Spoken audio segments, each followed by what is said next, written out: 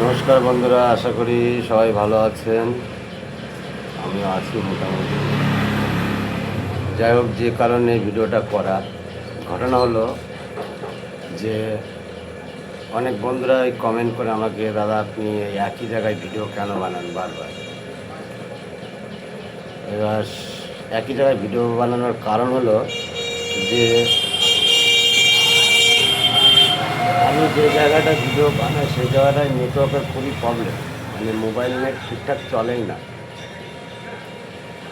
এবার কী হয় যে বাড়িতে ওই ওয়াইফাই লাগানো আছে, ওখানে ভিডিওটা করলে পরে যা মোটামুটি চলে।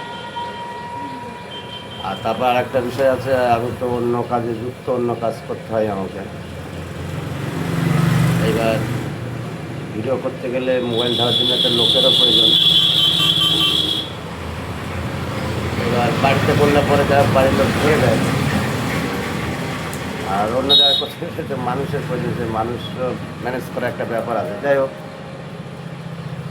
মূল বিষয়টা হলো যে নেটওয়ার্কের প্রবলেমের জন্যই, মানে যেটুকুনি আমি টাইম পাই ওটা মেল কথা না। নেটওয়ার্কের প্রবলেম হয়তো বাড়িতে আছে, অন্য জায়গায় নেই, সেটাও একটা ব্যাপার।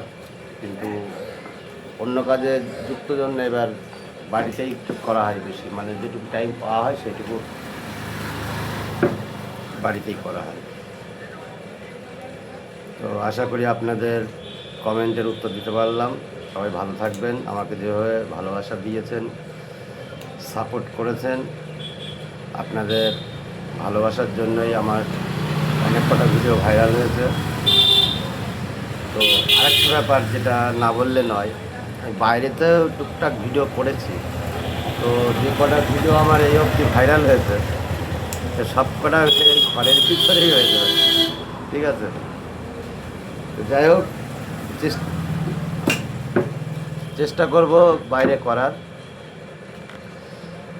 সময়েরও ব্যাপার আছে, তো মানে অন্য কাজে যুক্ত সময়েরও ব্যাপার আছে। যাই হোক, সবাই ভালো থাকবেন। নমস্কার সবাইকে। চেষ্টা করব বাইরে ভিডিও করার।